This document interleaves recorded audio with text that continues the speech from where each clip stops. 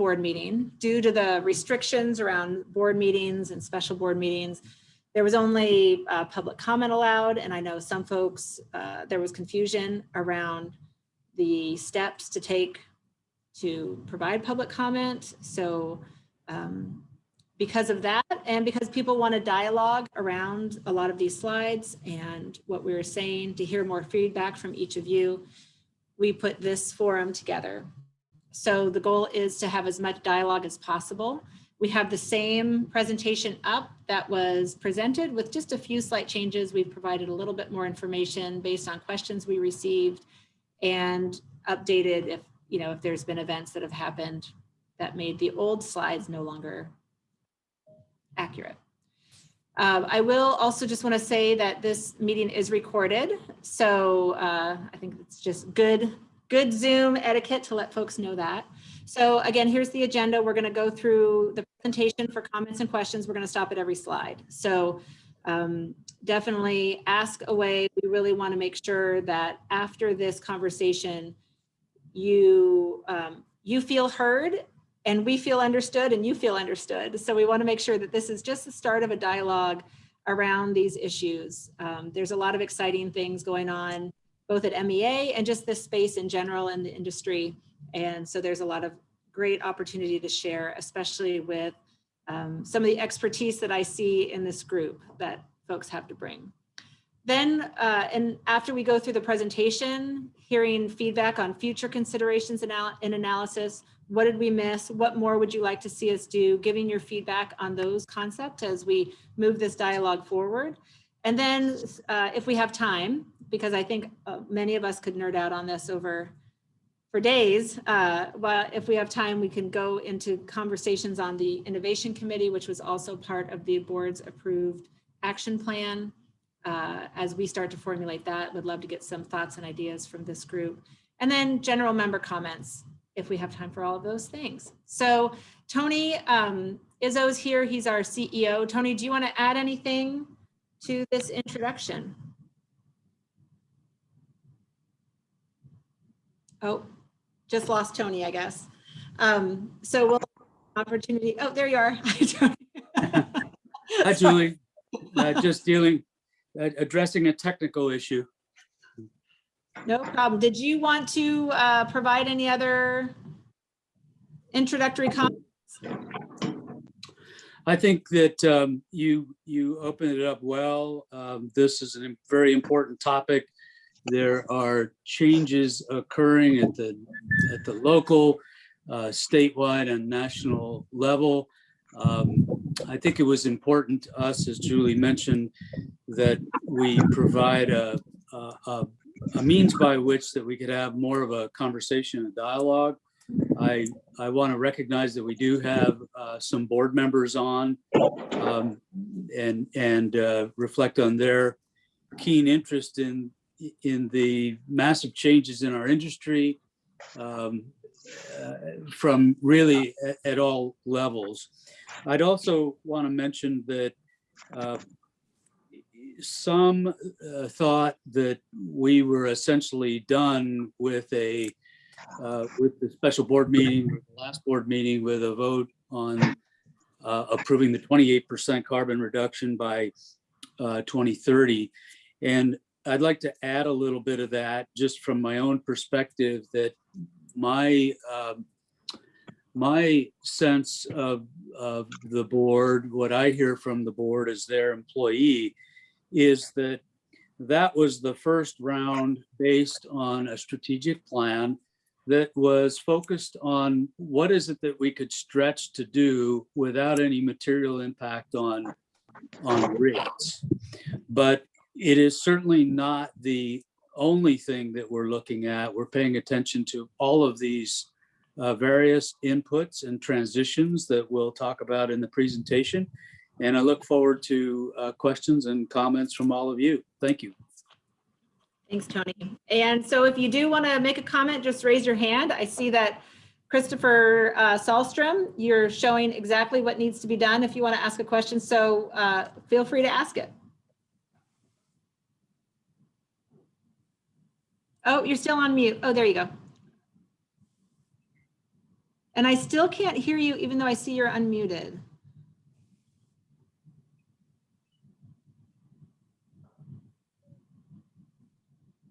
Can others hear Chris and I just can't?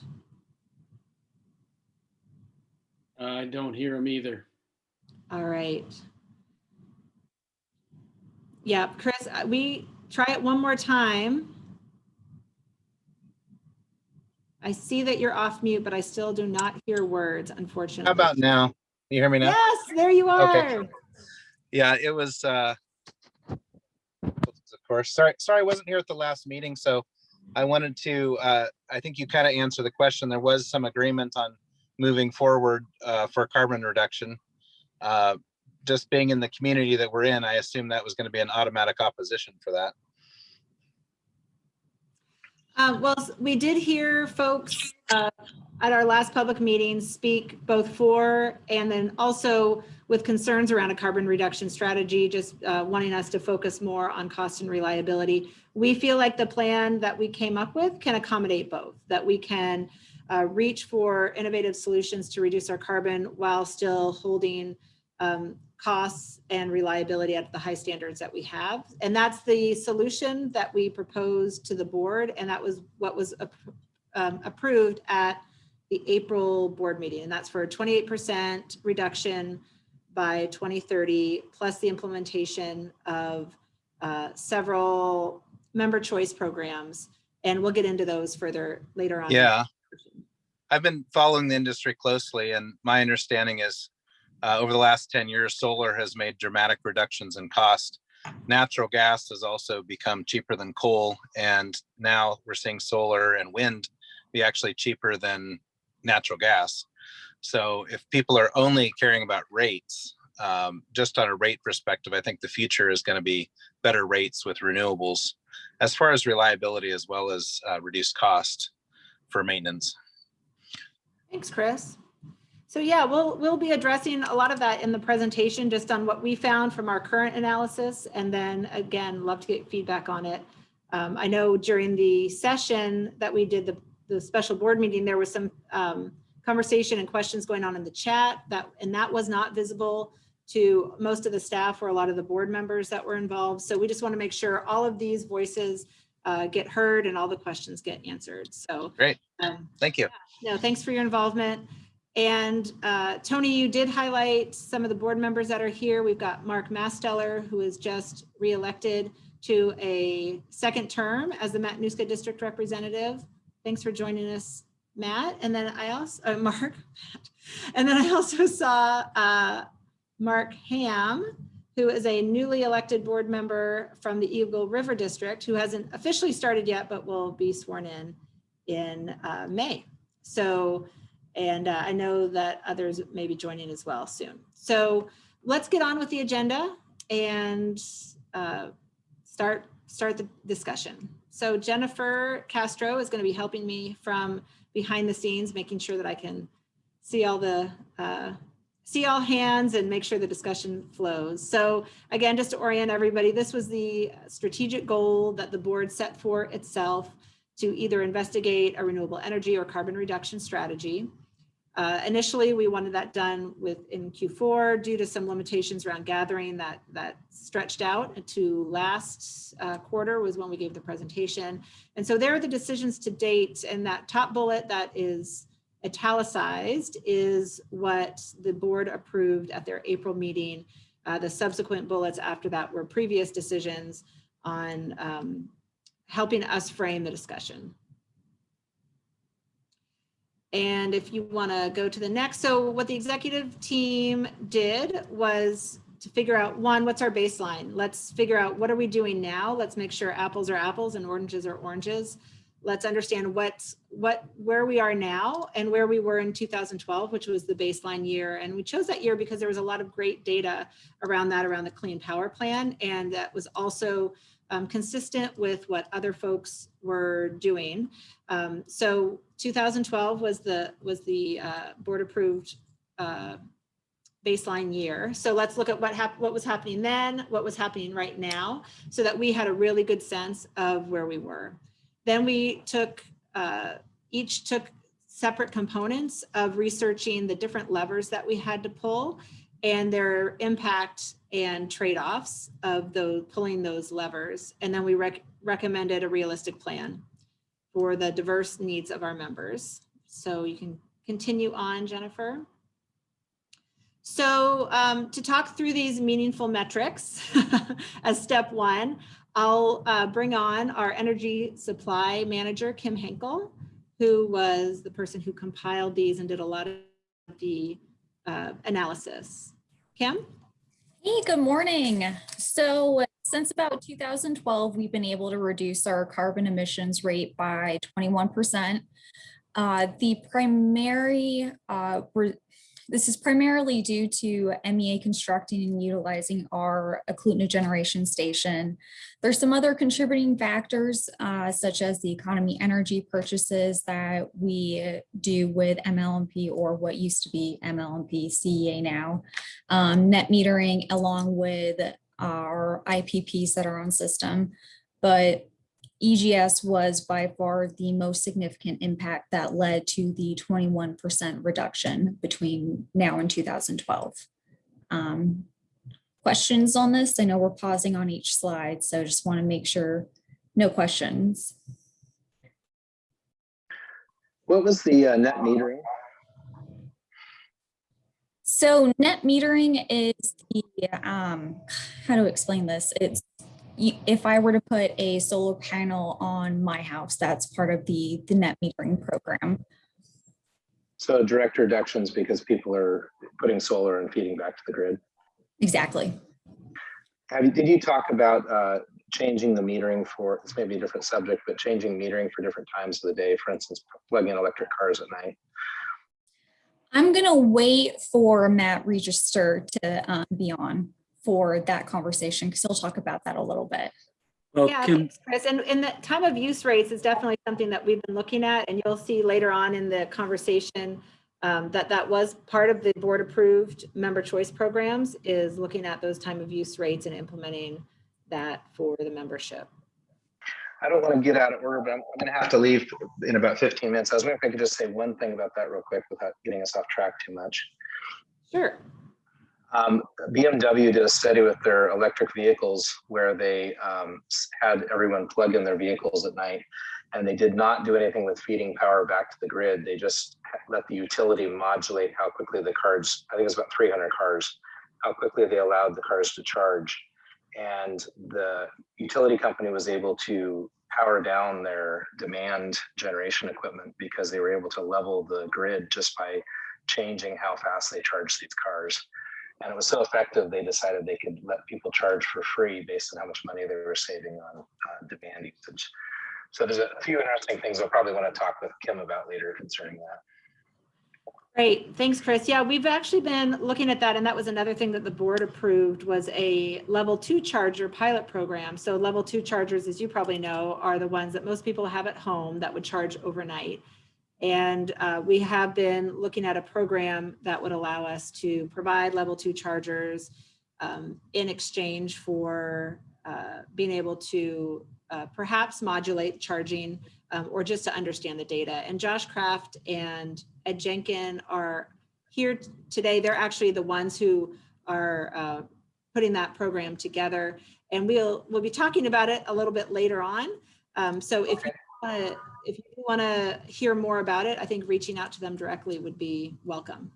Okay, I'll do that. I have a 13,000 watt Tesla wall charger, and it is Wi-Fi. They're already Wi-Fi connected, so they're already set for the future if you guys want to start connecting in with controlling this sorts of things. So I'll be quiet. Cool.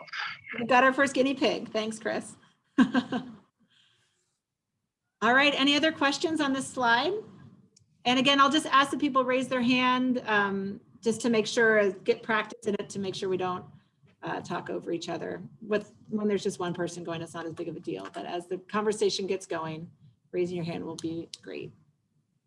All right, Kim, why don't you go to the next slide? All right, so the graph we're looking at right now provides us a comparison of the rate of carbon emissions for the rail belt utilities for 2012 and from 2016 to 2019. As you can see, most of the utilities in the rail belt have been able to reduce our carbon emissions from 2012, which is awesome. There's several factors that play into the 2016 through 2019 numbers. One of the biggest factors is going to be weather impacts. Background noise. Can you all hear me all right? Yep. Okay. So for 2016, for example, this was one of our record warm years for Alaska. So we didn't rely as much on thermal generation as we did, let's say, in 2017 when we had an actual normal weather year, which we hadn't had for quite a few years. For 2018 to 2019, the impacts on those years are really going to be our hydro generation and fluctuation of that. We've had quite a bit of major maintenance in our hydro facilities over the past couple of years.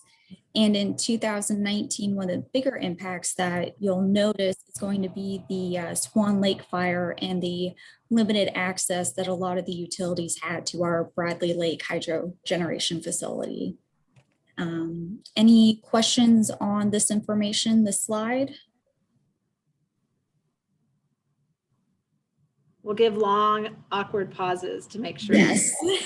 Raise hands and figure that out. And if you are on the phone, pressing *9 raises the hand as well. Sorry, is Golden Valley a Homer?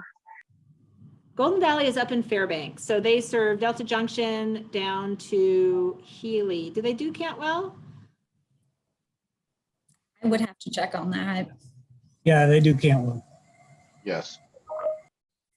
My understanding is Homer has mostly hydro, and they recently bought a Tesla battery backup for that. So I know that Homer is looking into doing a battery project, and Ed Jenkins probably knows the most about that in this group, Ed and Josh.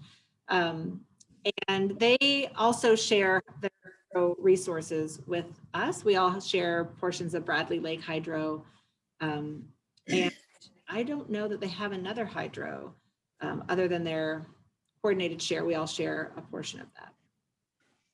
And oh, I see in from left field that they're building that now. So it will be exciting to see that, and we can get good operational data from their project. And Julie, it looked like Ed had his hand up for a second. Oh, great. Ed, did you want to jump in? Yeah, I would just note that, Bradley Lake project, which is the largest hydro facility, is located down by Homer, but they have a share of that that's equivalent to basically their load, considering most of the other utilities. So their share of Bradley per load is about the same as everybody else's. So, I wouldn't classify them, as it was said, as mostly hydro. Even though that facility is down there, a lot of it's allocated to the other utilities. And they are under construction, significantly far along on their battery project.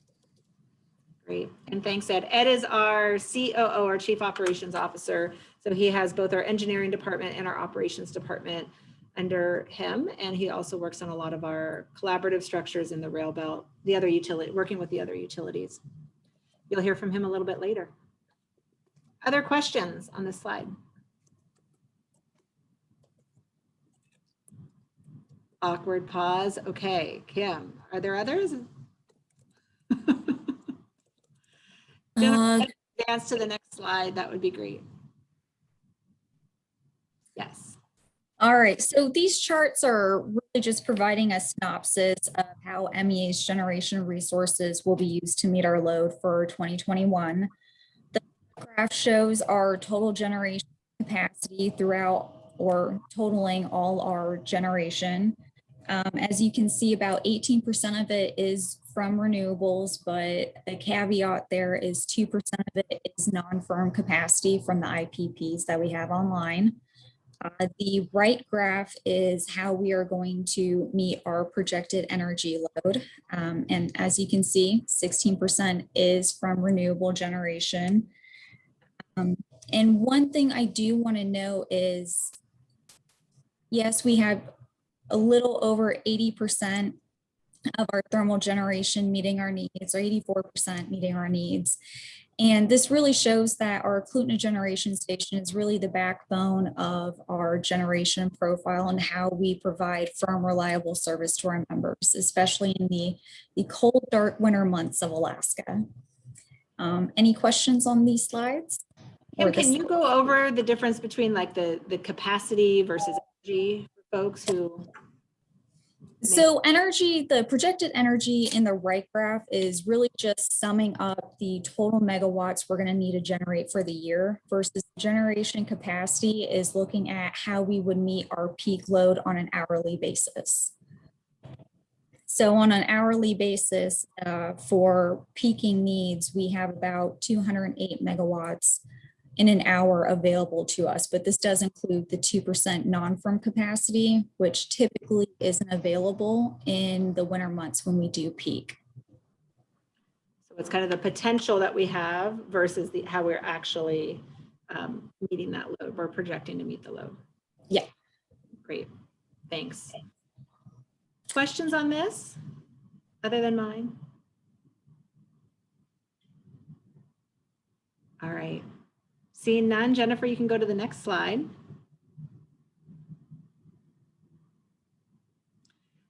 So one of the things that we looked at as we were going into what options we had in front of us were a lot of the considerations and uncertainties. As we mentioned, this is a quickly changing time in the industry globally and nationwide, but it's also it's a big time of change at the state level too. And from both federal and state policies, we're seeing the introduction of potential carbon reduction strategies. We're seeing renewable portfolio standards. So all of those were part of those uncertainties with our projections. In addition, we are moving into a more collaborative structure for how we make energy decisions. And that was through policies that were passed by the state last year that MEA and many others supported around creating an electric reliability organization that handles reliability standards for the rail belt grid, along with planning. And part of that is integrated resource planning. So instead of MEA making a plan and coming up with our generation all on our own, we'll now be doing it as part of a larger group. And that group will not only include utilities, it'll include other non-utility voices. And we're just starting to put those together. Right now, the RCA is creating regulations around that. And MEA is actively involved with a group that is forming and creating bylaws and policies and structures to become that ERO and apply to become that ERO once the regulations are in place. With that brings a lot of opportunity to act in a more cohesive, region-wide way and make decisions and collaborate around projects that we have not necessarily had the mechanisms to do so. It also means that a lot of the decision-making around what we select as our generation resources going forward will need to be made as a group decision.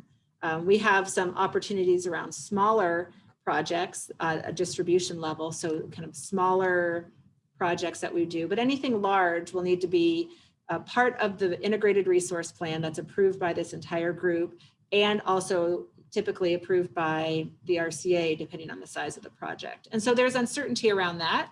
We cannot just make our decisions as our own members and go forward with whatever that decision is. We need to be part of a greater whole. And we think there's a lot more opportunity with that than there are concerns, which is why we're involved in it. But it does lend to some uncertainty around our choices for our energy mix going forward.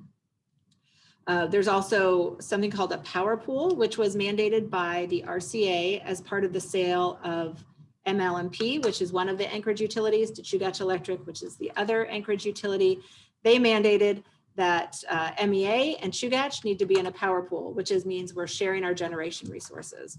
Part of that power pool is that we've agreed not to move forward with any new generation mix unless we have agreement among each other. So again, that's another, until the ERO gets set up, that's another mandate that we are now following. But again, there's opportunity with that, and that there's now, since we're sharing our generation resources, and there's more opportunity in how we can meet those combined loads. So again, uncertainty, but not necessarily negative. And then other things around economics, rate impacts, and then associated RCA actions. The RCA now, with the Senate Bill 123 that's passed, they now receive pre-approval of project. So everything needs to go through them and be under their very tight scrutiny, which, as many of you know who are following it closely, a lot of the more innovative solutions that have been proposed by other utilities are having a hard time passing through and meeting some of their rigorous scrutiny. So all of those are uncertainties that we have to keep in the background and in the back of our mind as we make decisions. So Kendra, I see that you have a question. Please come off mute and ask. Yeah, hi, thank you. I was wondering if you could talk a little bit more about the Renewable Portfolio Standard discussions with the Rail Belt Reliability Council, what they're talking about, how you're following those, and how a carbon reduction strategy might replace that. If your 28% might fit into what they're talking about with a Renewable Portfolio Standard. Yeah, thanks. And whether other parts of the Reliability Council, are they talking about a carbon reduction standard or an RPS or a mix? How does that work? Great question, Kendra. Thanks for the clarification. So the Rail Belt Reliability Council is not yet currently talking about a renewable portfolio standard. Right now, we're just in the formation stages. All we know that we're mandated to do is make an integrated resource plan, and that integrated resource plan will include any sort of RPS that's established. This integrated resource plan and the associated standards will have to meet. So that is a separate activity happening with the RRC. Where the conversation is happening, that MEA is involved at least, is at the Renewable Energy Alaska Project, REAP, that we're a board member of and on the Public Policy Committee. They're starting back in 2012. I think that's when it was. They were, it's actually been a little bit sooner than that. Sorry, I don't have my dates quite right in my head, but they had established a draft RPS, and now there's been a desire to restart that conversation. So that is a conversation that's happening among REAP is a mix of utility, non-utility, a great group. I'm sure most of you on this know REAP, but it's a great group of interested stakeholders that is having a conversation around this now. One of the things that we're talking about is an RPS is a good start. For my personal perspective, and one that I brought to REAP, is if we're going to be focused on providing incentives for utilities to reduce carbon or take action from a utility perspective, we would prefer to have the entire suite of options to do that. Because for us, we have a very diverse group of members, but most of them agree that burning less fuel is good, no matter what perspective you're coming from. And so we would like all of the options at the table to be burning less fuel, whether that's for a cost perspective, environmental, energy security, whatever that is.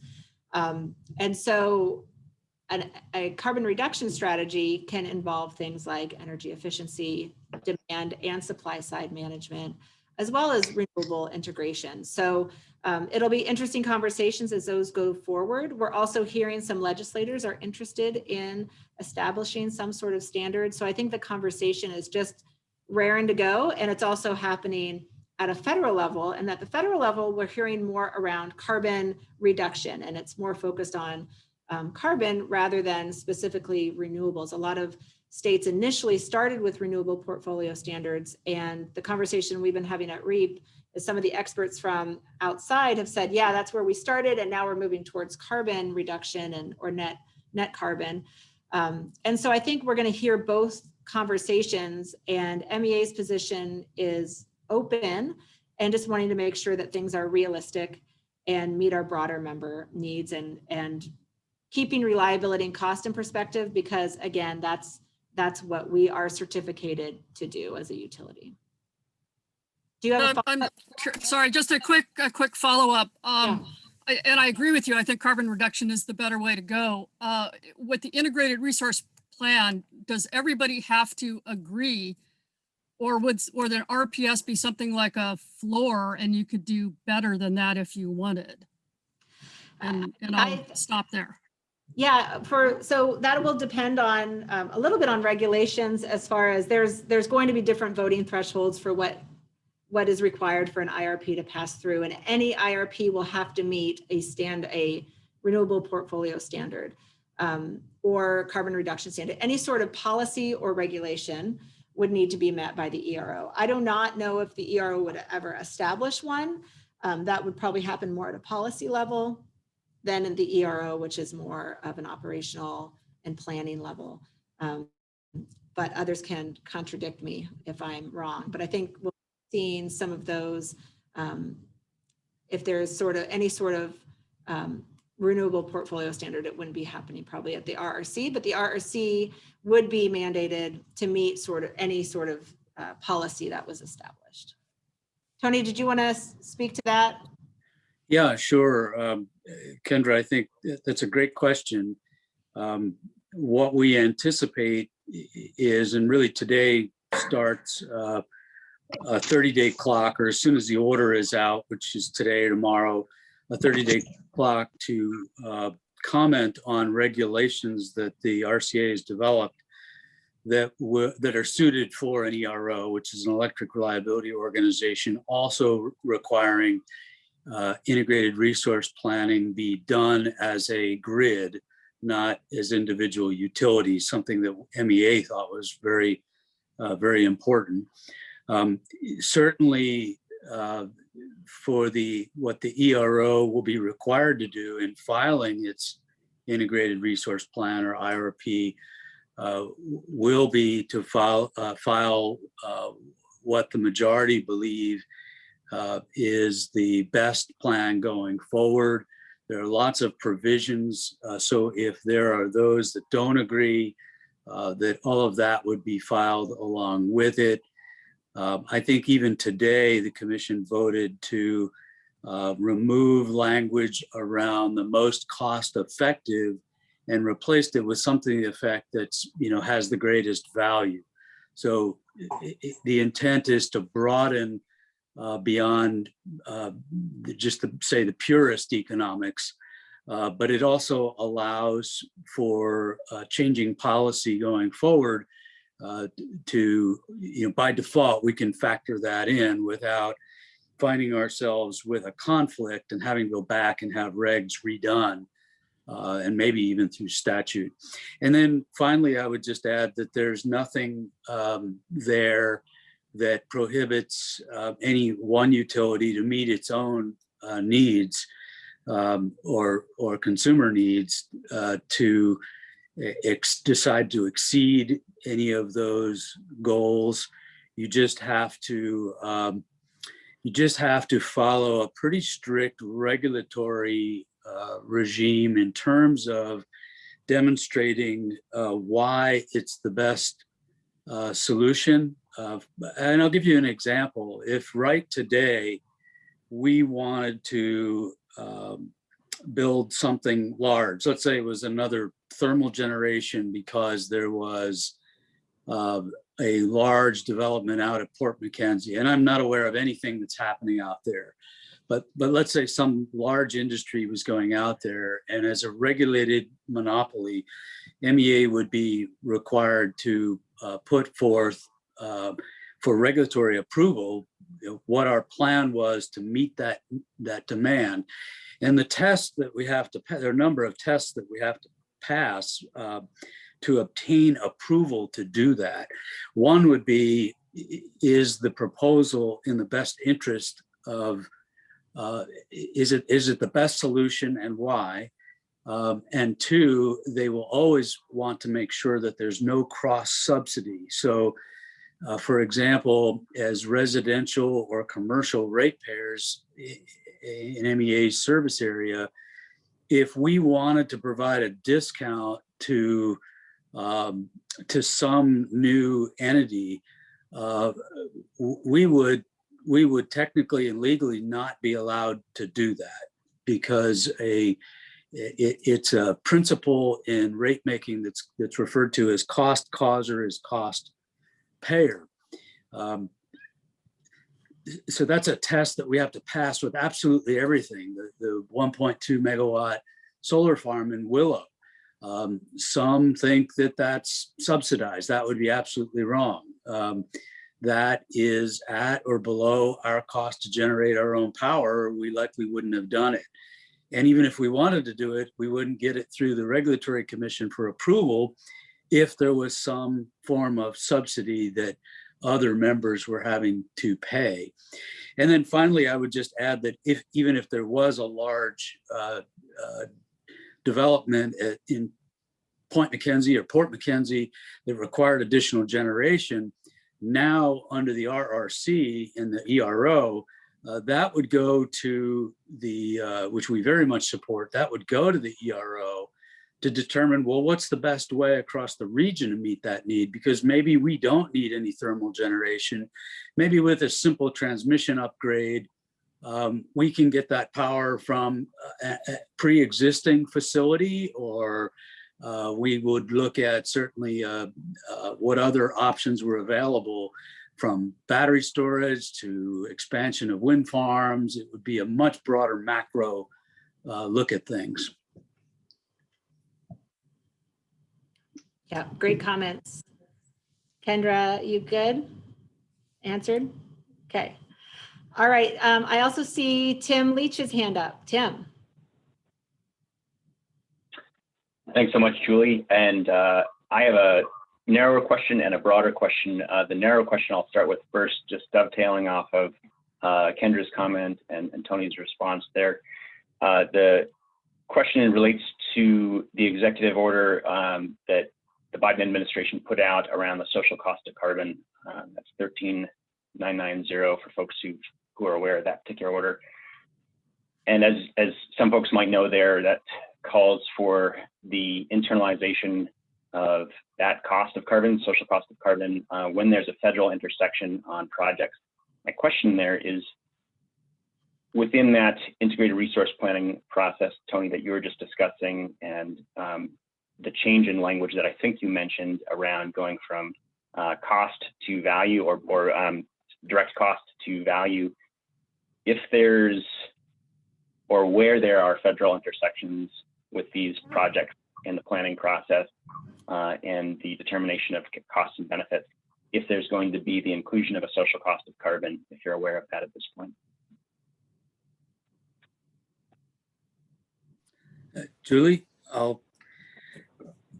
Tim, thanks for the question. I think anything, we're watching so many of these things develop right now. I mean, even just this week, there was the White House released information and a study I have printed but haven't read that talks about getting to 80% by 2030 and 100% by 2035 for power generation. And the scale of these things, honestly, is so large in terms of what we would have to do. And it raises so many significant questions about acreage and siting, and the fact that we're just starting up the ERO.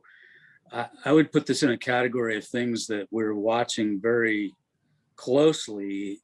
And when it comes time to making those decisions, there'll probably be policy level decisions that would really, first of all, any of these things to build anything or to move forward goes through our board ultimately, and the ERO and the Regulatory Commission. So I don't want to say that yes or no, because I think the real answer is right now I don't know, but we're not going to ignore anything that's on the radar or on the landscape. This is a long lead time, capital intensive business, and sometimes trying to guess where the wheel is going to stop can be pretty challenging and pretty expensive. Did I miss the mark on that? Do you have, I know it's not much of an answer, but I promise you it's about as honest as I can give you. Tony, thank you for the response now, and certainly for the conversations prior to the meeting here as well on this particular topic. And I'm kind of reminded of Wayne Gretzky's quote of, the great hockey players skate to where the puck's going to be. And that relates a little bit to my broader question, and certainly, Tony, in our other conversations, you've touched on this as well, which I appreciate. And that gets to, your first bullet on this particular slide, kind of the process for MEA of reviewing this changing landscape that is there, certainly at the federal level. And, thinking about what has come out, as you mentioned, with the discussion around clean energy standard, potentially the interim, the 2030 benchmark, that would be the 80% reduction in electric utility emissions. All of these things are happening almost on a daily basis, as you mentioned. So, how does MEA approach this from a risk management perspective, and think a little bit about what your 28% goal means in relation to this evolving landscape that is both federal policy currently, and then may at some point in the very near future become broader legislation or broader legislative directives that come down from the federal level. Tony, do you want to take it? Sure. Thanks, Tim. Yeah, I think, the dashboard that we look at has many, many inputs through a variety of trade organizations that we belong to, from the National Rural Electric Cooperative. There are about 800 cooperatives across the country. Alaska's a little bit unique in that the cooperatives here are generation and transmission. Most of them are distribution co-ops in very rural areas.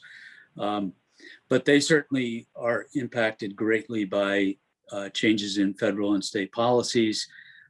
We follow the Northwest Public Power Pool. Each of these entities has offices in Washington, D.C. Just as a cooperative, we by default belong to some of these things.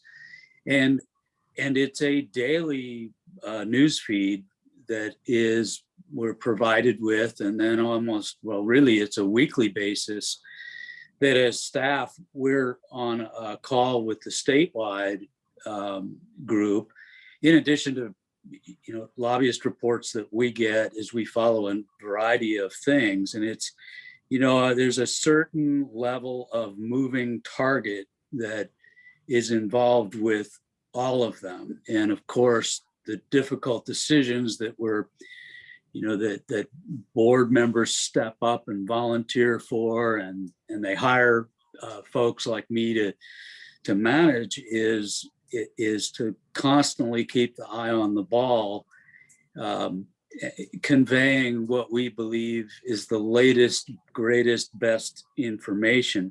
I can tell you that, your Wayne Gretzky comment or quote is great.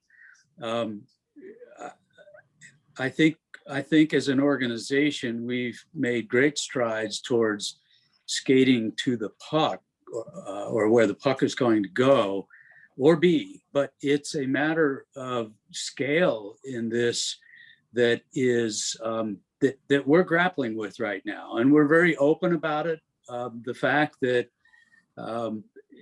and we do have some analysis that's ongoing, that's being initiated right now, looking at some of these things, so that I can bring verifiable, transparent data to my board of directors for them to review, analyze. And many of them are, again, I mentioned they're volunteers. They're experts in their own right. And we're looking at an order of magnitude for MEA to switch over in say it's 9 years. We're, I don't want to say it's $1 billion, but it's probably hundreds of millions of dollars. And there are a number of hurdles or challenges that we have. And one being that if today a railbelt board or a co-op board or a utility board, and I don't know of any other than those that buy their power they don't generate their own power, so they have no investment in generation.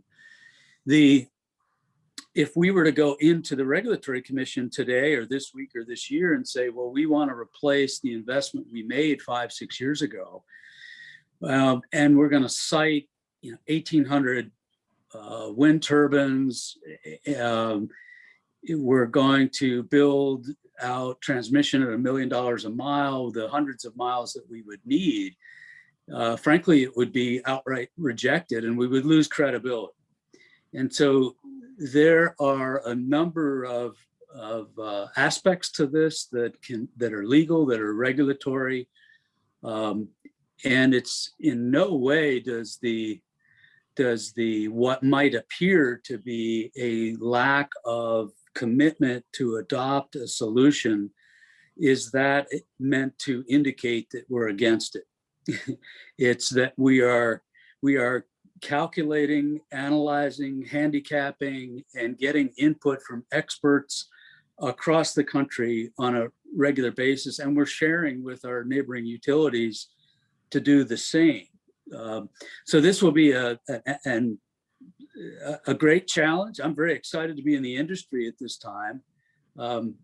And although I'm hired to figure out the difficult things, I'm going to be blunt and say to all of you as members that right today, I don't have the answer to all the difficult things, but we're doing a tremendous amount of homework right now, and have no problem with these kinds of discussions going forward, to get input from others as to things they're seeing, because we're not for a minute going to tell you that we're experts on everything. We think we do a good job of generating power and keeping the lights on and fixing outages, but outside of that, we're talking about things that are not in the traditional utility core competence. Sorry for the long answer, Tim, but to me, it's a fascinating topic. And as Julie said, I could spend all day talking about it. Thanks, Well, Tony. certainly I could too, so I won't speak too much further, but I think the idea that the recognition that there is externalities that are starting to be included in federal policy, that is a recognition where there's a market failure, and that definitely is justification for policy intervention in most circles because of the economic inefficiencies that are inherent. And so I think that is a recognition there of a cross subsidy that is inherent in the business model currently. And if we want to move away from that, kind of going back to your core principle of cost causer, cost payer, then I think we start to change how our analyses are. And that gets back to that kind of finer point of what do we do with regard to these social costs and how to integrate them in the modeling. But thank you so much. Appreciate it. And I'll mute myself now. Thanks, Tim. Yeah, and we'll get to some of those bigger picture discussions, I think, a little bit later in the agenda. I want to just note we're about halfway through the time allotted and only a small portion through the PowerPoint. So I really do want to dive into the details of this because this is where people had a lot of questions, especially this first one. So Jennifer, if you want to head to the next slide. This was on the load analysis study, and there was a lot of discussion in the chat about the assumptions that were used, and people had a lot of questions. So we wanted to make sure we stayed on this and covered it a little bit more. We did add a few slides here and adjusted the slides with a few more details based on that discussion, but I'll bring Tony Zellers up, who's our Director of Power Supply, and he can get us started. Tony. All right, thank you, Julie. So this is one of the first studies we did for our strategic analysis going forward here. We do look at our load every year and we project our load every year. In the past, it's been primarily history, but we wanted to get more of an in-depth understanding of our load and our membership behavior.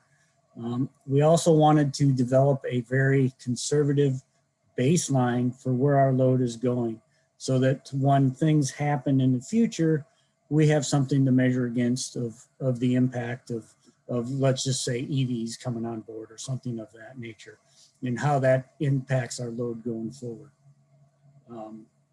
So what you're seeing on this slide is that we did commission GDS, an engineering firm, consulting firm to do a long-term study and look at the sensitivities that our membership has to different factors, whether it's weather, price of oil, price of natural gas, et cetera, going forward. And this is where our database or where GDS pulled the data as they develop this load forecasting tool for us. So let's go ahead and stop there, Julie. If there's any questions on this slide. Folks have questions on this?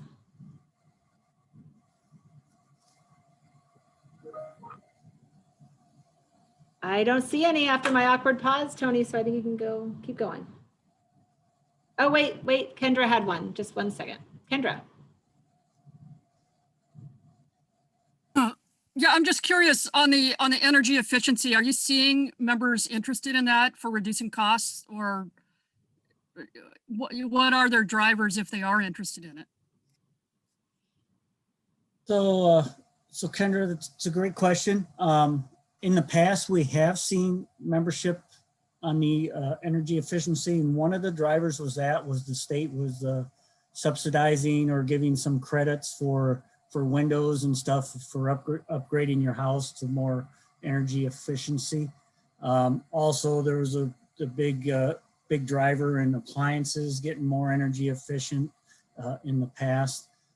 So, you know, we looked at that. We think we're pretty much through that period now, to where basically the low-hanging fruit is already taken. So we don't see membership necessarily doing a lot on energy efficiency, other than, you know, now every home pretty much built is like a 5-star energy efficient home versus the older days. So a lot of those older homes have been upgraded, better insulation, whatever, for heating and et cetera. So yeah, it's a good question, Kendra. And I think, you know, we've seen, as Tony said, I think a lot of the low-hanging fruit, but I think there's a lot more probably out there, as most of the people on this call can probably attest to. And I think that trying to understand how energy efficiency versus, say, temperature impacts our members' use is part of this study. I think there's more that we can do from a surveying perspective or even focus group to better understand that behavior. We just see it in what happens to the load. But as far as really understanding our members' thoughts on it, that's something that we haven't, at least since I've been there in the last 7 or 8 years, dove into. But it would be, I just wrote it down on my list for something that may be good for future consideration. Yeah, it just occurred to me, if subsidies were the real driver, then maybe some of this funding that's coming to Alaska could be used for some additional subsidies for people that haven't taken advantage already. If the homes are already efficient and it's not needed, that's one thing. But from the places I've seen, I'm not sure that's entirely the case. Yeah, thank you. Great. Tony, you can keep going. Yeah, sure. Thanks, Julie. So this is one of the added slides that Julie talked about. So we just wanted to hit on some of the key assumptions in the study here. So, I'm not going to read these out to you. I think everybody can read. We used our historical, obviously historical is the great tool we have for projecting and the replacement of older and higher efficiency models we talked about here.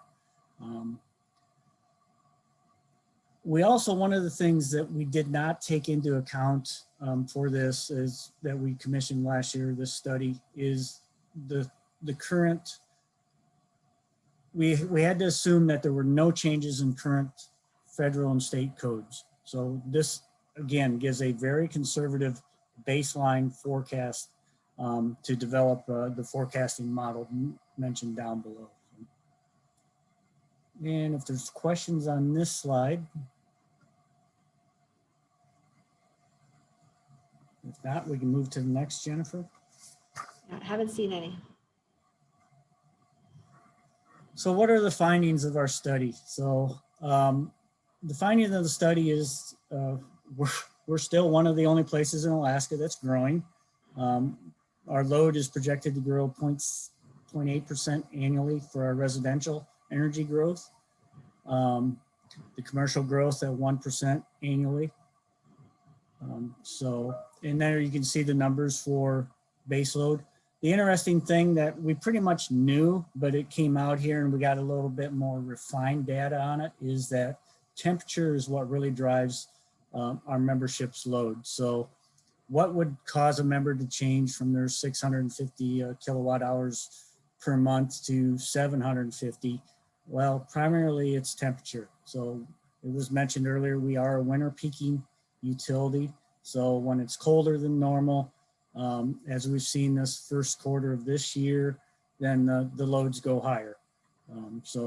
And overall, the wintertime, 20% demand is temperature based, to where overall for the whole year, it's about 15%. So this gives us the tool to look at this on a daily to even a monthly basis and say, what's driving this additional load? And even look at some of the NOAA forecasts going forward for like next year, or longer term periods that we could say, okay, this is what's going to happen to our load. So questions on this? Thanks, Tony. And just to clarify, we did talk about the pilot program on the level 2 chargers on demand. Those are, small pilot projects. So when Tony said we're not planning on doing that, we are planning on investigating that now through this pilot program. But again, that was just approved. So, and this, so just to touch base on that just a little bit, Julie, those disruptors, what we'll call them, even though they're good things, to the load, we developed a baseline so that we could track and find out what those disruptors will do to our load. And that way, that'll allow us to predict in the future. So EVs start coming on, and we start getting the level 2 chargers, and we can predict how many we're going to get per year in our system. We'll have a measurement that this is the impact our load that'll have. So along with a carbon impact. Thanks, Tony, for that clarification. Anything else on this study? Again, I know we had a lot of questions, maybe concerns. I wasn't sure about how we did this. So now's a great time to ask the folks that led it. We did have a group named GDS, who is a group from the lower 48 that assisted us with this study. So great, solid consultants. Yeah, Tim, you have your hand up. Thanks. I'll try to be short with this one. Tony, thanks for the load forecast study as well as the summary here. What is the frequency that MEA has for doing load forecast studies? So to look forward towards those, that new data that you're talking about with regard to EVs or beneficial electrification more broadly, when will that data be put to use in a new load forecast study? Yeah, thanks, Tim. As I said a little bit earlier, we look at this every year because one of the things we drive our budget off of is our load forecast, and we have to set up our generation portfolio to meet that forecast. So one of the things, so as these things happen and come onto our system, we'll use this baseline to gauge whether we're going to be above or below the baseline going forward, and then readjust the baseline. We're probably not going to do a study like this for another 3 years, or commission somebody else to do a study like this for another 3, maybe 5 years, depending on how this one tracks along. So, and whether we can make adjustments to this based on what we're seeing year over year. Some of the major adjustments we do is from our home builders. Our home builders come to us early in the year, and we talk to them quite a bit about what they're doing out in the valley. If they're building homes or we have low support for new homes, subdivision, et cetera. So that's how many new members will we be putting on that year. Drives a lot of our load forecasting. Thank you. Anybody else?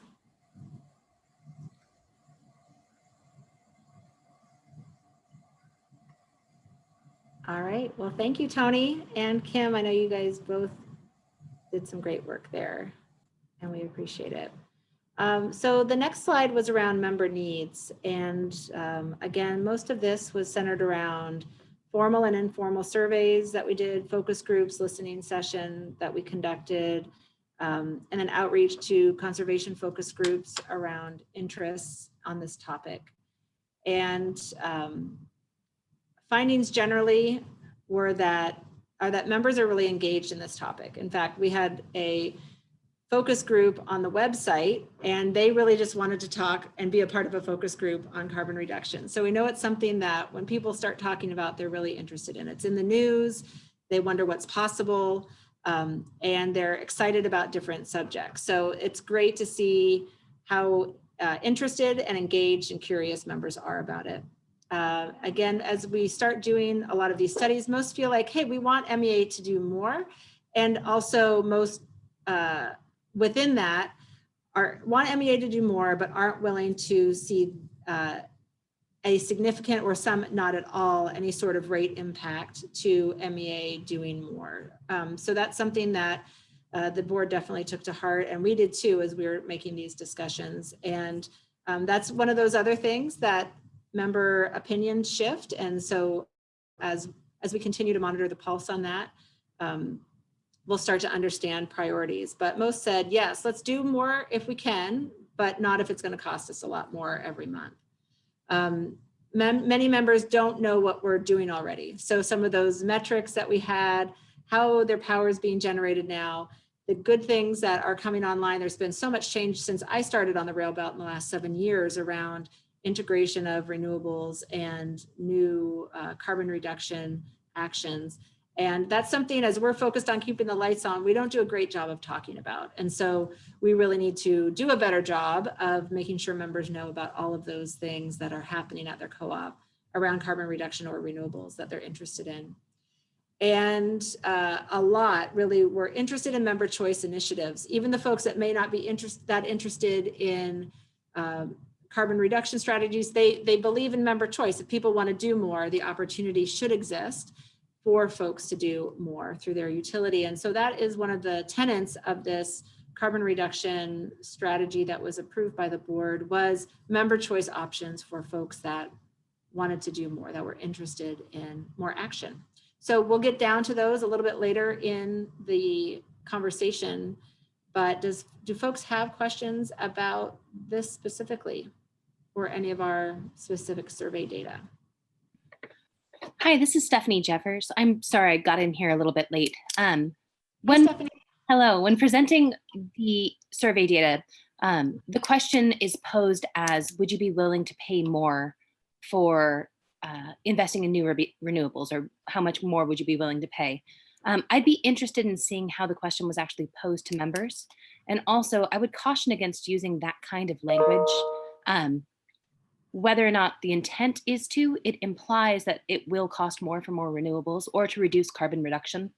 And I'm afraid that we're fighting that people are assuming that renewables or reducing carbon will cost more, as opposed to, like with our new plant, reducing our carbon output also decreased our rates.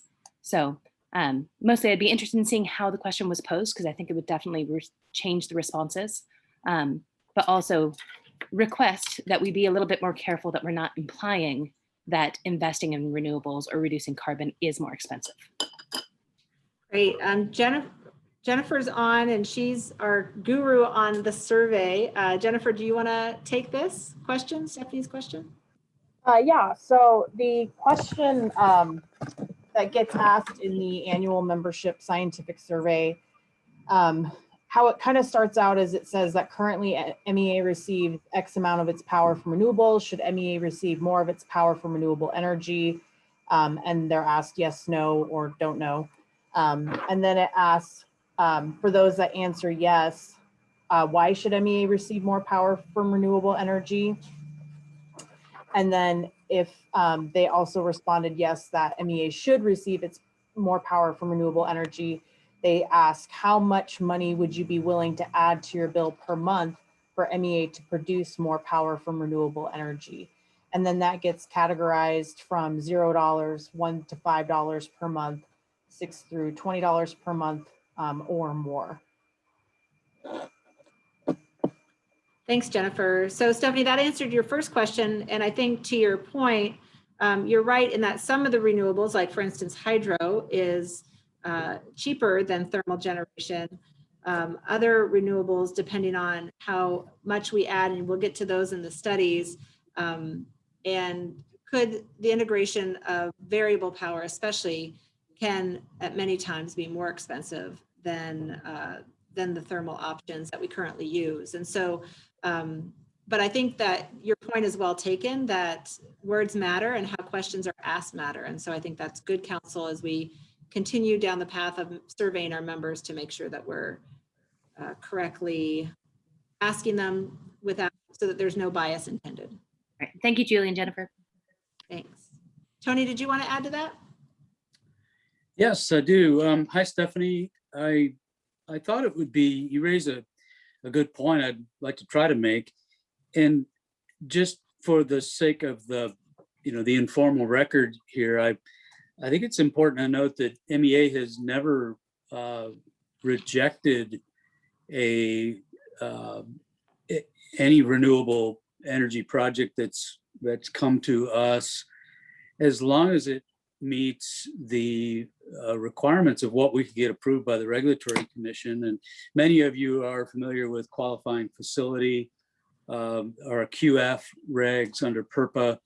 And so if someone came along with a wind project, solar project, whatever it is, we would gladly accept that. I mean, legally, we would have to. We would gladly take that on because the way it's all set up, the price has to be lower than our avoided cost. And we've been able to reduce that greatly, which had a coinciding reduction in carbon when we brought on the Occluded Generation Station, because it burned 30% less fuel to generate the same power. The Occluded Generation Station is unique in that because it has the ability to regulate non-firm power better than the gas turbines and for the other utilities, we've been able to pick up spilled wind, or what would have been otherwise spilled wind, from Fire Island to the south of us, and Delta wind from the north of us. But I think the point I'd like to make is that there are requirements. If we decided internally that we wanted to build something or buy something that would increase rates, that would be outright rejected.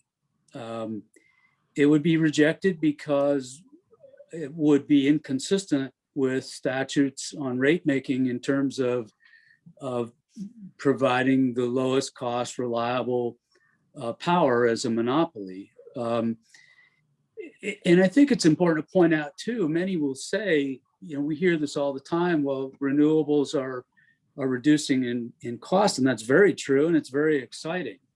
But we also hear we have one of the highest power costs in the US, and to some degree that's true. We are lower than some of the northern states in New England and others, but it is higher because our gas costs are higher. And so the threshold to be cheaper, you would think intuitively that we would be a very attractive market for independent power producers and renewable generation.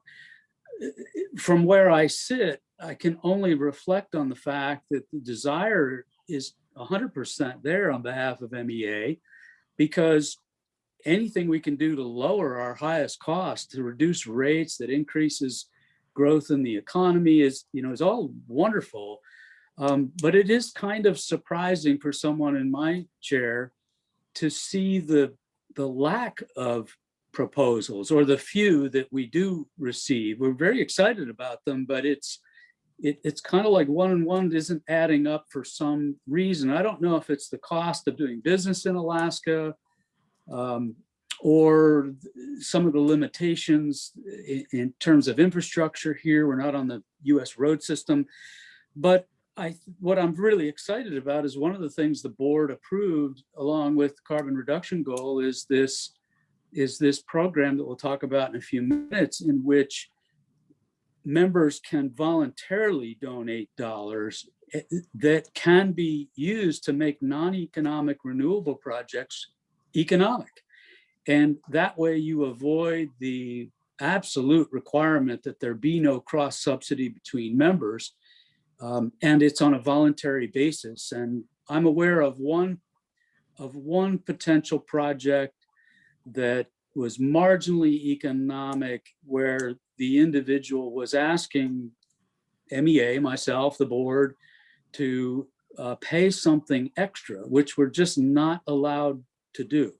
But with a program like, and by the way, that project did marginally move ahead and is being developed, but I'm excited about the ability to kind of find a different way to address the challenge today. Now, as laws change or regulatory schemes change through statute, or if there's an RPS or carbon taxes, those things change, it will, some of those things will, open up. Of course, I think it's really fair to, and for me to be completely honest, is, as Christopher mentioned in the beginning, we received almost as much. I don't have a breakdown, but there was some pretty strong opposition to raising rates for the purpose of carbon reduction or renewables. And, we have to balance member interests. And I just want to point that out, that is something we're not talking about here today. And I'm not, it's not influencing a decision for me, but it's definitely it's a pretty loud voice. It's almost equal, I would say. Thank you.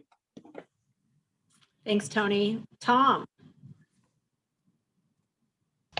Okay, I hope I'm the right Tom. Tom, the UL guy. Yep, okay, I am the right Tom, or at least I'm the Tom I am. So we're talking about member needs, and especially when talking about things like the way the polls are phrased.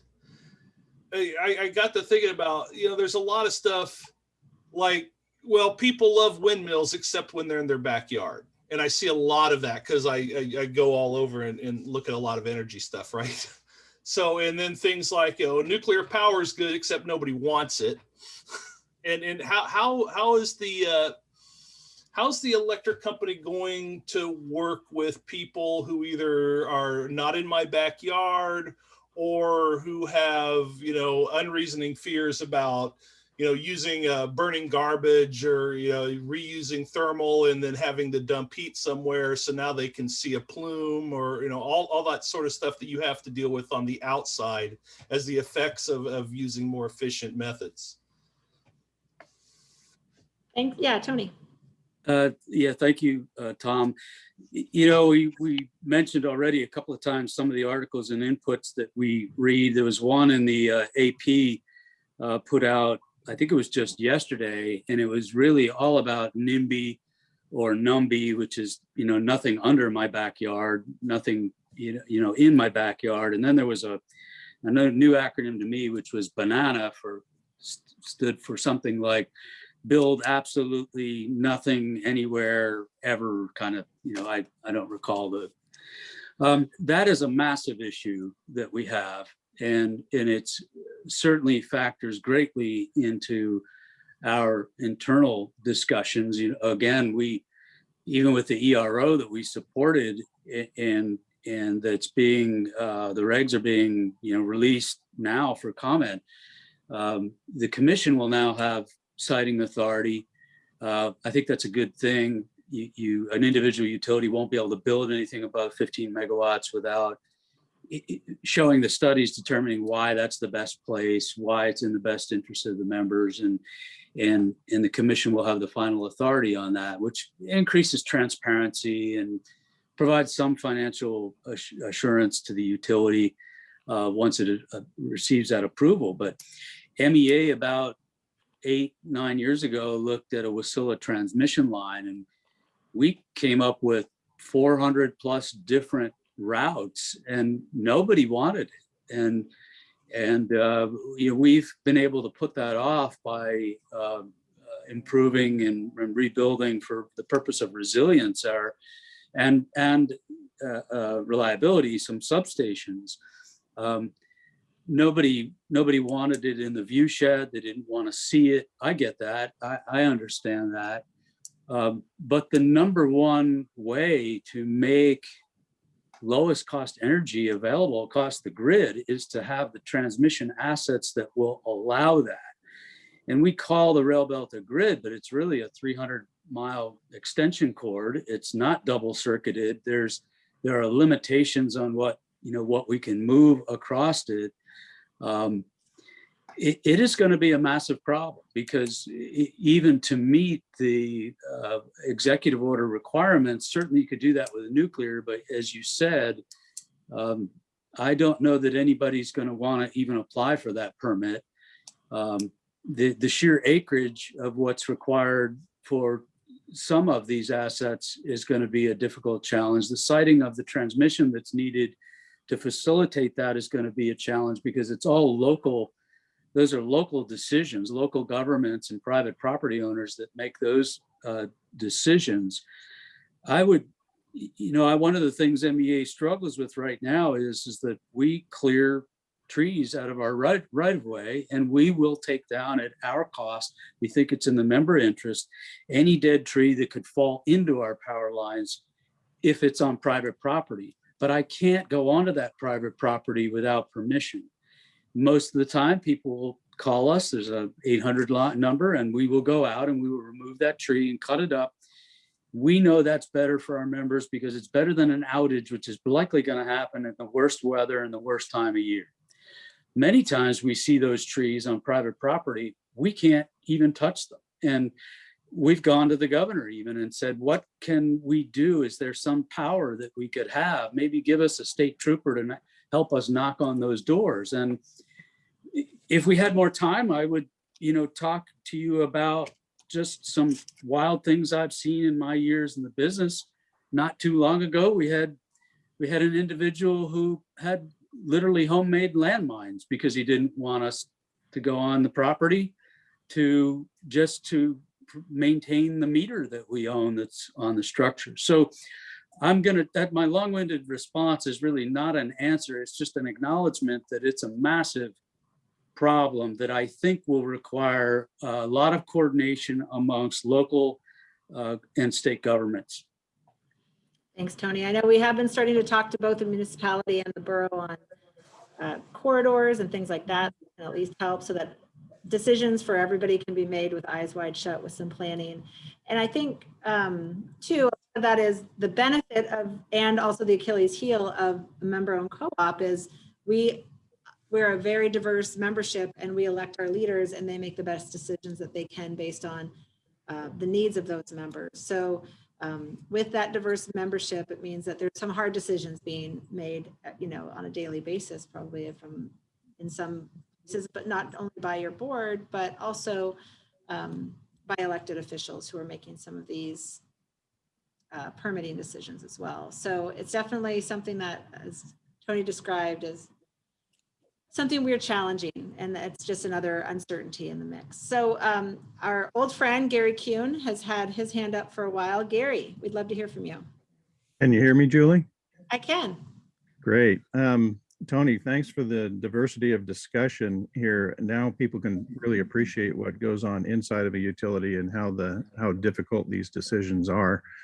I wanted to return back to the carbon reduction related topic that you were talking about, because it's very important to level the playing field, I think, for all the alternatives. Can you tell us about the cost of carbon reductions that you're using as a comparison when you try to achieve these goals? And by the way, I think your 28% goal, while it's a good preliminary target, is probably very achievable by 2030, and you may want to think about a stretch goal. And I had a couple other questions that were in the chat, but we can get to those later. This, I think, is a significant issue. Would you address that? Yeah, I'd be happy to. And if anybody knows about 400 different routes and the difficulty it can take to site something like transmission that's, for the purpose of meeting growing member needs and provides the flexibility to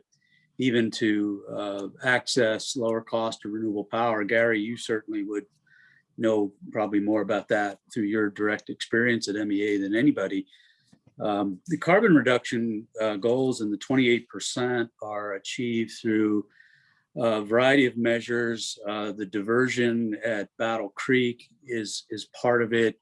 The municipal light and power, sale of municipal light and power to Chugach,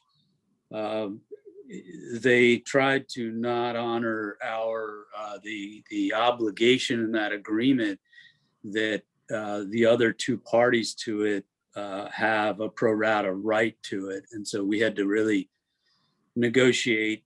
There was a difficult negotiation to make the Muni realize that legally they could not sell something that MEA had a right to first.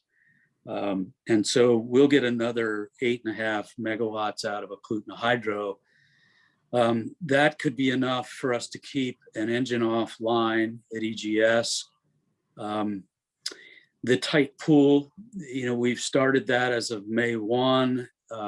There's still a lot of experimentation, and those would be the primary contributors. We identified things that were not a guarantee, but that we could do if managed without increasing rates, but maybe even lowering rates because the cost of that fuel is less. The challenges include things like the uncertainty around the tight pool, what's really going to happen there. That was a condition of the sale, by the way, for those that don't know. Regulatory MEA had been pushing for a tight pool where we could share generation assets with Chugach Electric and Municipal Light and Power so that we could move the fuel around to the and use to the lowest cost generation at any given moment. And we've been doing that for years, but this codifies it. This makes it a contractual mandate.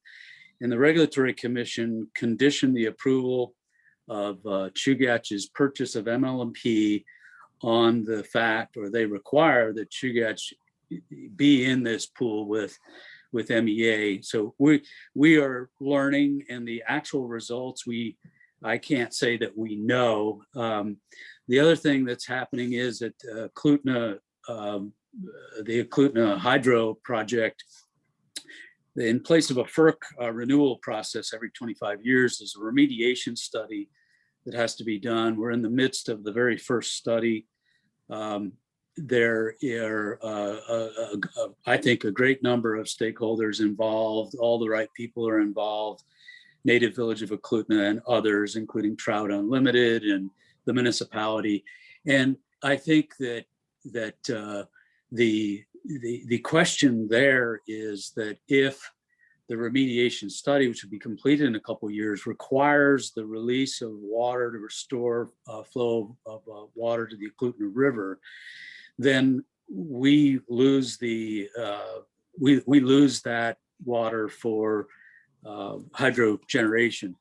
The good news is MEA negotiated a deal that we don't pay for anything we don't get. Chugach will have to pay no matter what. And so I think there are, I don't want to argue the definition of a stretch goal, but there is a stretch built into the 28%. I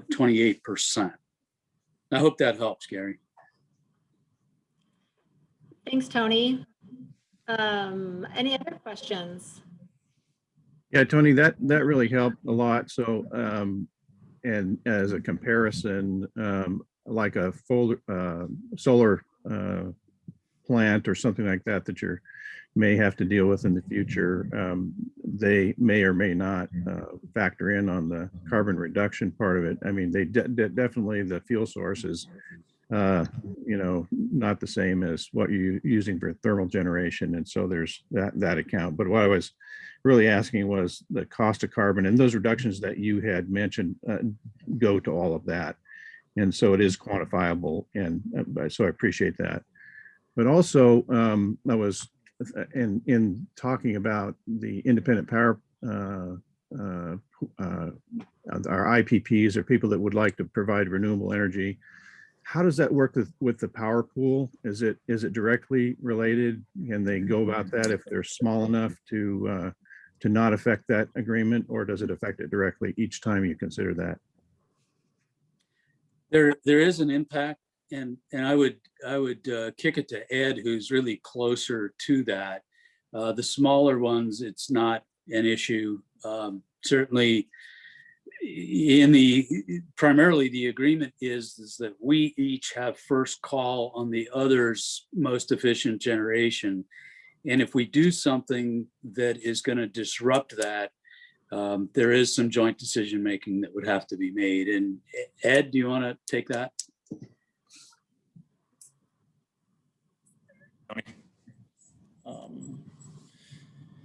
Yeah, basically the power pool means that both utilities have first rights to the combined generation of the two utilities, and that there are projects that are recognized as pre-existing projects, but in general, any new project, such as a solar facility or some other type of generation facility, even if it was thermal, would have to be discussed and jointly agreed to by both parties before it was constructed. And I guess that's the really short answer to that one. And let me know if I need to add some more to it. No, thank you. And I appreciate everything that all of you are doing and carrying on the mission. You're doing a great job. Keep going. Thanks, Gary. All right, well, Ed, if you want to, I think the next slides are yours. Jennifer, if you want to continue on to the next slides, this is on your intermittent resource regulation strategy. Thank you, Julie. One of the activities we undertook when looking at adding more renewable energy specific to wind resources and solar resources was looking at our ability to what we can regulate those resources, which really means because a wind resource isn't necessarily schedulable, in that there are times that wind starts and stops that we can't predict, and same with cloud cover that affects solar.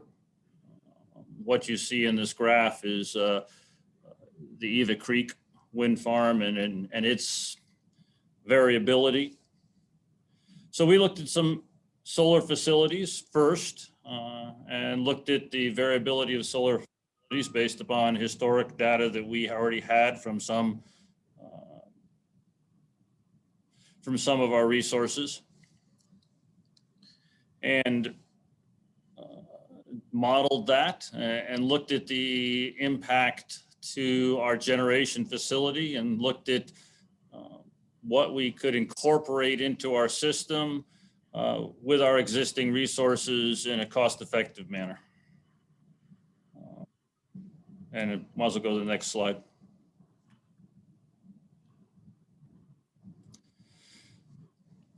So basically, we looked at various penetrations of solar. We looked at large solar facility, 50 megawatts. We also looked at multiple smaller facilities of 5 megawatts to get some geographic distance between those facilities so that it would give us some time delay between changes due to impacts to cloud cover. We technically determined that we are capable of integrating up to 50 megawatts of solar PV, because our first model was at integrating solar facilities. And we also looked at solar because it does have the highest ramp rates with respect to solar versus wind. What we did see, though, that we could technically take 50 megawatts, that above 15 megawatts of installed solar PV, there was a marked increase in, I guess, what we'll call negative system effects. And the beginning of some level of starting to curtail because of the severity of the ramp rates in the solar facilities and our ability to match that ramp rate with our generation resource. And also, as we are ramping our resource, as those outputs change from the solar facilities, would also left us in a little less efficient mode of operation of our generation facility. So The graphs on the side also show that as we add more solar facilities, we do have a lot more stops and starts of our units, and there's also a cost associated with that. So it was basically looking at an analysis of what can we take on the system, what can we technically do, and also looking at what the cost impacts of that are. And as described here, we're seeing really the results of that study. Really, technically, we can take one number. Economically, it's a smaller amount. And with that, I can take some questions. Thanks, Ed. Are there questions on this study? Ed, one that was coming through the chat by a couple folks is on batteries and battery backup to solar. Do you want to speak to that at all? Yes, we can do that. So as we progressed the study, the first phase was looking at solar and what we could do to integrate solar. The second phase, which we've already started, is looking at wind resources and how wind resources affect our generation and our ability to integrate wind resources. And then once we've identified those levels of integration we could technically do with our facilities, we already have a scope of work that's been identified and agreed to with our contractor to move on to looking at, okay, now what if we add batteries? How does that help our facilities? So that work is underway as we move through the study and the progression of the studies from solar to wind, and then adding batteries to look at the cost of those batteries versus how that would help us mitigate some of the negative impacts of integrating wind and solar. Thanks, Ed. And I know that there's been conversations throughout the rail belt around battery projects too. And the great news is that costs are really looking positive. So I think that speaks highly to the potential for battery installations to smooth some of this out in the future. And also just to address the one chat question, the Willow Solar Farm is approximately 1 megawatt. We're looking more about 5, and we were looking here in this study at 5 megawatt increments. And Ed, somebody was asking about other storage options like pumped hydro, flywheels. I know that there's pumped hydro is being looked at. Do you want to speak more to that? The state is working on a program that we're participating in, looking at pumped hydro.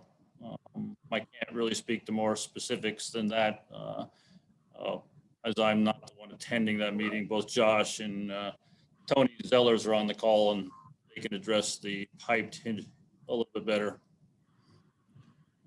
And what was the other one, Julie, besides piped? Pumped hydro is one, and flywheels, which I know is more kind of a solution for very smaller fluctuations. Yeah, Chugach did a little study looking at battery and flywheel combinations. They provided that data, and we've looked at that, and we think that with the price of batteries, that just strictly the battery choice appears to be, through that work that Chugach did, to be the better solution at this point in time, and that's what we're looking at. Thanks. Any other questions? Oh, we have 2 questions. I was watching the chat. I didn't look at the hands. So I have Tim and then Chris. Thanks, Julie and Ed. Quick follow-up question on the battery analysis, on the economic analysis, Ed, that you mentioned. Are you looking at both behind the meter as well as utility scale? So when we looked at this study, we also tried to, through the analysis, because most of our, what I'm going to call net metering customers, those customers that have small generation resources behind the meter, most of them are installing solar, pretty close to 100%. So when we did this solar study, we also looked at that impact. So when you see, above 15 megawatts of installed solar PV, there's a marked increase in negative system effects. That's going to include also that behind the metering analysis. So basically, when we move to the battery will also address some of those operating conditions associated with taking increased behind the metering generation as well. And clarification on my question there is, your economic analysis with regard to the battery component going to look at both the scenarios of behind the meter storage as well as in front of the meter or utility scale storage? At this point in time, we are looking at a utility scale project, a larger storage project. We're not including in this study anything behind the meter. Very good. Definitely, as I know you're aware, Green Mountain Power and others are finding that it's very cost effective for behind the meter, even for certain applications. Maybe not ours, but perhaps so. And then I also wanted to mention that their DOE and Office of Indian Energy and the national labs are looking at a pumped hydro study. I don't believe there's anybody from MEA staff on the email invites on that. So let me know or get in touch with Givy if you're interested. And Mr. Zellers, do you want to respond to what you're involved with on the pumped hydro? Sure. So I have been attending the meetings that have been going on with DOE up here in Alaska that has, quite a few participants in it. So, so I'm not 100% sure what you're looking at, if that's the same meeting, Tim, but we can touch base later and you can send me what you have and maybe we can start to, or I can get involved in that too. Happy to. It looks like a spinoff from that pre-existing group, Tony. Thank you, though. Okay, well, thanks, Tim. All right, and Chris, you had your hand up and have been very patient. Yeah, thank you. I was just wanting to comment that we talked about how MEA is a member-owned utility, and so the public opinion about these things and public education is very important, and thinking about how to convey some of these ideas to the membership. When I talk to people, most, if you mention solar, they say, well, look at those graphs. There's too much fluctuation. That's not a viable solution for Alaska. And they don't know about the options of battery storage, which is proving successful all over the world as the price of batteries comes down. They also, if you mention the battery option or pumped hydro things, the members often don't realize that having engines standing idle for demand surges is also expensive. So there are some costs that can be saved with having backup power from batteries or pumped hydro or other options, obviously. But I don't think the average member understands a whole lot about this. They have preconceived ideas. So education is going to be important. And I was also wondering if there was any, looking at these solar graphs and so on, of how much of these studies is looking at the changes that are going to happen with the EVs that are coming on the market. And when you look around Alaska, you don't even really see that even happening here at this moment. But there were 320,000 EVs sold in 2019, and California has decided by 2035 there will be no more ICE, internal combustion engine vehicles sold in the state. Washington is doing that by 2030, and Massachusetts probably by 2035. So the big automakers like General Motors have basically just economically decided it's not going to be viable to make two versions of the Ford F-150. They're going to have to go completely electric, which GM has announced they're going to do. So we don't really see that in Alaska yet, but that's coming in the next 10 years, a massive tidal shift to electric vehicles. And that's going to change all these paradigms about, how we use renewables, how we store energy, our demand charges, and so on. And so I'm just curious if that's kind of going into these studies. For instance, these peaks in the solar, if you could get a lower rate to charge your EV during the noonday hours, easily done if that was an option. So there may be options with the rate changes based on time of day that could help balance all this out. Thanks, Chris. Ed, do you want to address any of that? I can address those. I can at least address two of those items. One is MEA's pilot program looking at level 2 charging of mostly residential use for charging, looking at the impacts, looking at our ability to move that load off of peak to address those issues. And also, I think later on in this presentation, there's a discussion of time of use rates and our review of that as well as another mechanism to move load around during the day through either rate impacts or physical intervention by controls in order to manage that load in a manner that provides the most amount of benefit for all members.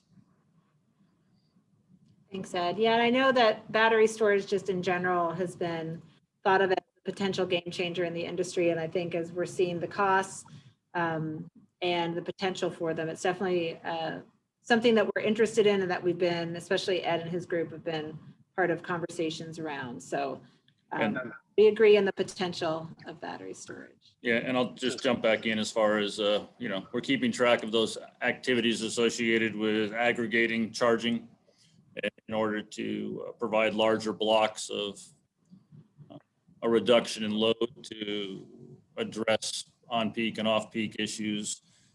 So we're following that as well. And I know that's something that Tim brought up as far as behind the meter battery storage.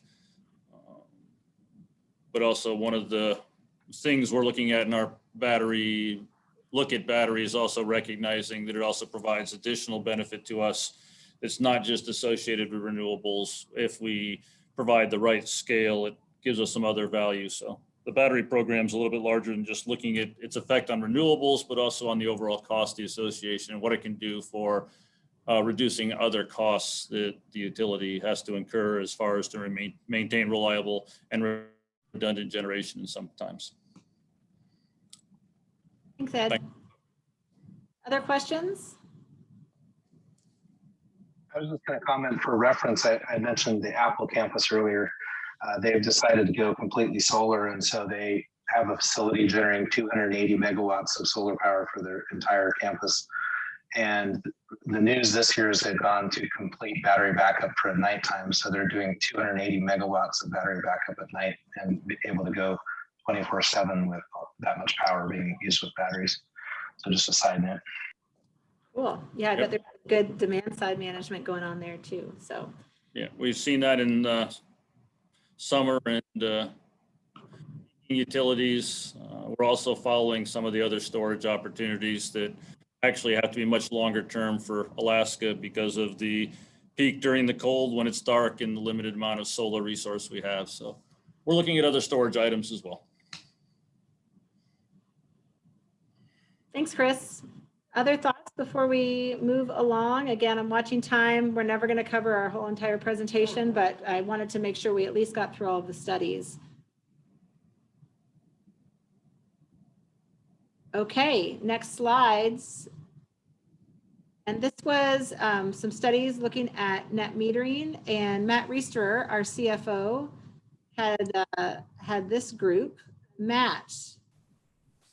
Yeah, thank you, Julie. Hello, everyone.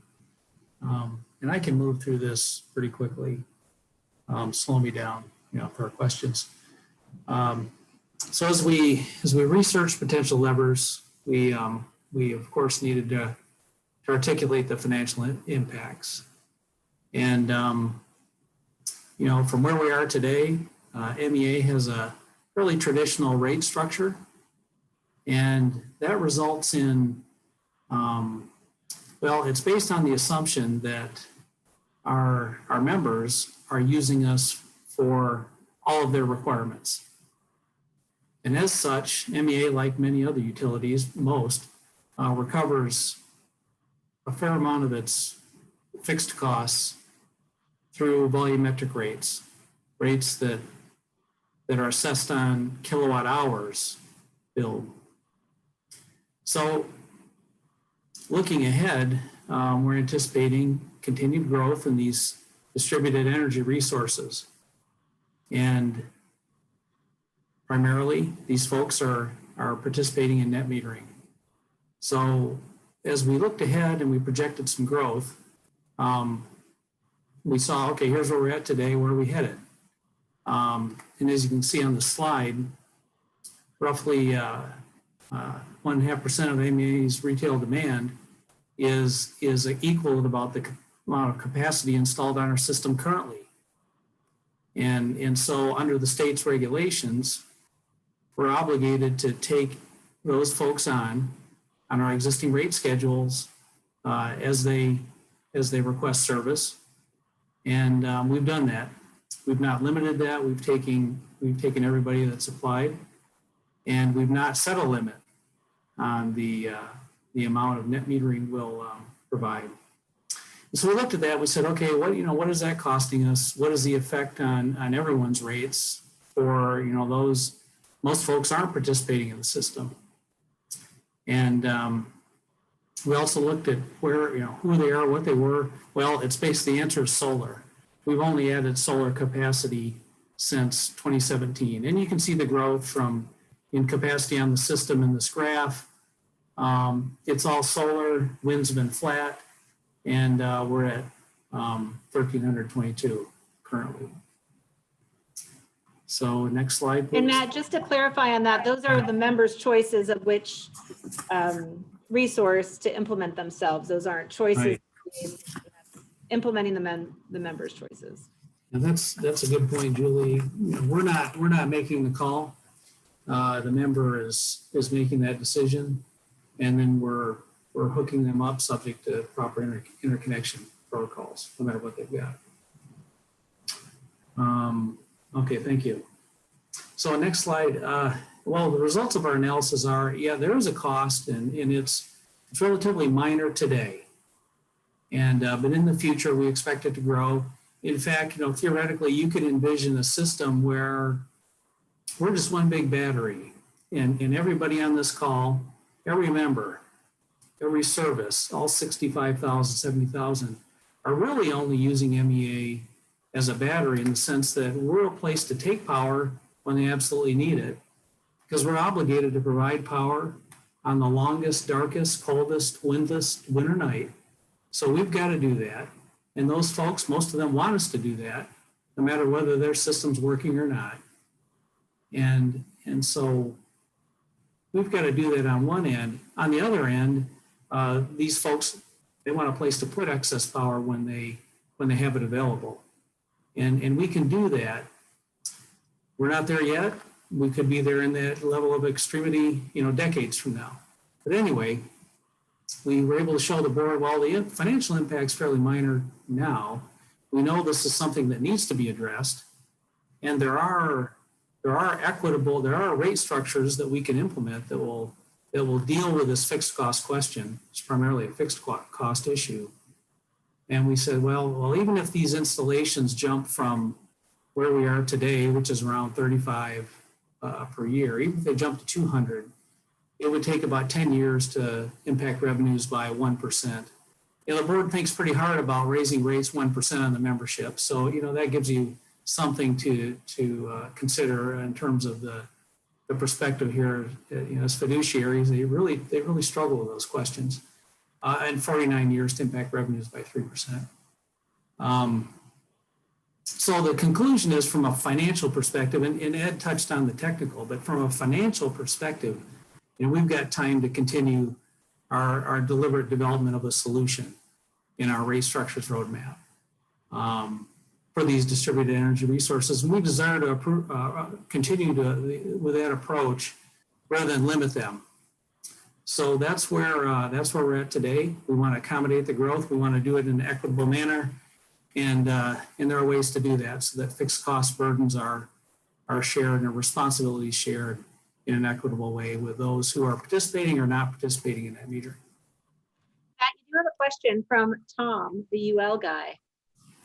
Yeah, is at the current time for net metering, are you both buying and selling the power from from members at the retail rate, or are you buying it wholesale and selling it retail? So we are taking excess power from the net metering installation, and we're providing credit. Typically, these folks are getting credits. We're not writing checks in the amount of the costs that we avoid. Okay. Which is the, that's going to run 7-8 cents a kilowatt hour. So we avoid fuel, ammonia, that sort of thing. That's what's calculated into the credit, and that's what they get. I know one of the big problems is, especially with lower 48 installations, is the price of energy varies quite a bit during the day. And, I've heard numbers as high as, $10,000 a kilowatt hour down to less than, 0.1% sometimes at night for power. And people really don't understand the, exactly how much the price of energy varies, especially electrical on the grid. And I didn't know how much it varied for you guys in the pool of in the grid up here in Alaska. And sorry about my dogs; they're very excited about the answer. No, that's an excellent point. The retail rates across, well, basically I opened with that. The retail rates across the country largely include not only the variable cost of providing power, but also the fixed cost recovery. So some of the states went in and said, okay, well, you're going to not just reimburse the cost you're avoiding, but you're going to reimburse at the full retail rate. And Alaska is not one of those states. So we're not grappling with that issue here. You know, in those states, the affluent were incentivized to oversize their systems so that they could sell back in the full retail rate. We don't have that issue here. So I think I answered your question, but please follow up if there's more. Matt, the other part of the question was, do our retail does our rates fluctuate like they do in the lower 48? Yeah, I think that, that's something that probably should be addressed in front of members. That our rates do not fluctuate much at all. Our fuel supply is under a secure all requirements contract, and it's steady. Our heat rates are fairly flat, and they'll remain so with a tight power pool. Our fixed cost investments, the plant itself has got a depreciable life of over 30 years. And we're planning to make, we're assuming we're going to have to continue to make significant fixed cost investments, but slowly over time. And that's because we're going to continue to have to serve, like I said before, no matter what the conditions are here. That's going to require the substations, the distribution network, and as Tony hit on earlier, important investments in transmission. And so, but we anticipate doing that, gradually over time. And there's no, if folks are also considering some of these landscape shifting, concepts coming from Washington, they'll have to understand that individual utilities can't run to the capital markets and get the kind of money to remake the landscape, even if the land rights and permitting and engineering and all that can be done. These things are going to necessarily take place over time, or they'll be subject to significant shifts in the political and legal and financial resources available to utilities. So I think we're going to see, again, as we change, I don't think you're going to see rapid swings in our rates. I think it's going to be a gradual movement as we transition to the utility of the future. Thanks, Matt. And Ed, did you want to add on to there?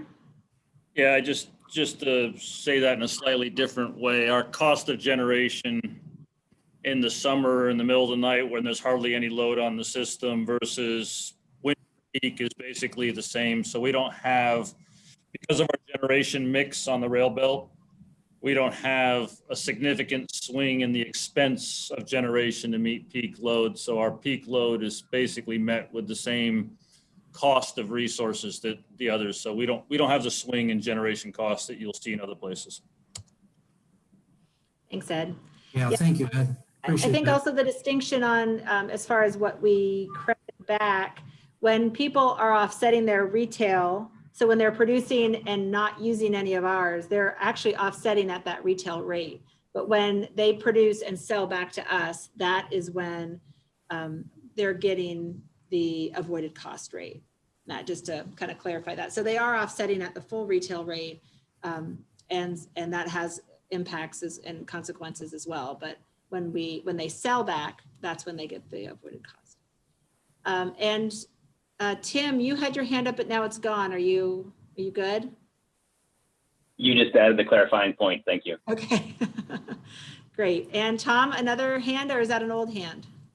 I think I raised it again, trying to lower it. Okay, great. But thank you for all that explanation. That was really helpful to understand what's going on as far as you're looking to even out the power generation from an efficiency standpoint rather than from a cost standpoint of the energy. So I appreciate all that. Thank you. Any other questions for Matt or Ed? You want to add to that?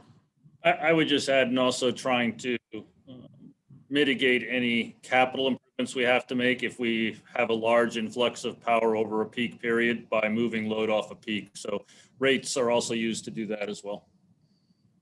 So it's also a shifting of trying to delay infrastructure costs. Thanks, Ed. Any other questions for Matt on this study? Well, that 2 hours went by very fast. I've noted that we're at the end of our time allotted here. There are a lot more slides going. I know that the majority of the comments that we received around wanting to know more was around the studies. And so I do feel good that we got through those. We're able to answer some questions and even talk about some higher level, more umbrella layer concepts. I think that there's a lot of room for more discussion. And one of those is on how we keep this dialogue going with the Innovation Committee. That's something that the board approved also with their resolution and the carbon reduction. And these are the kinds of discussions that we'd love to have more often with the folks that are interested, and hearing your ideas, letting you know where we're coming from, and finding ways that we can move solutions forward based on those discussions. So ideas that you have or other questions, please send them to me. Jennifer, if you can go to the last slide in this presentation. Oh yeah, one more. Oh yeah, sorry, this one, it has my email at the bottom for general member comments. If you have specific feedback or other specific questions that weren't asked today, please let me know. And we're going to be setting up the Innovation Committee, and it's unclear how membership in that committee will be determined, but the bottom line is we want to make sure that as many members as want to have a voice in these conversations and share their opinions have those opportunities. And so we'll keep you posted on the next opportunity, but we view this as just the start of these dialogues. Tony, do you want to add to that as we close out? No, I think you said it well. I want to thank everybody for their time and interest and look forward to continuing the conversation. I know that we have at least one board member on, maybe more. I know you mentioned Mark Ham, who will be, once the election is certified in May, will be joining the board. But if Mark Masteller or if any other directors are on and would like to, make some comments, please. I work for you. Mark? I just want to say thanks for a great member opportunity. Really appreciate it. Thanks. And Mark Ham, do you have anything that you wanted to add? All right. Well, thanks, Mark, for joining us, and Tony for having this option available to members. It was great. I think we all learned something, all of us included, and it's great just to have these kinds of really in-depth conversations with people that are as interested and think about this stuff every day like we do. So we look forward to more, and we'll keep you posted. And if you're not interested in joining on any more of these, please let us know. Otherwise, we'll keep bothering you with emails around these opportunities. And please feel free to email me at that email with any thoughts, questions, concerns, feedback. Thank you. We'll see you next time.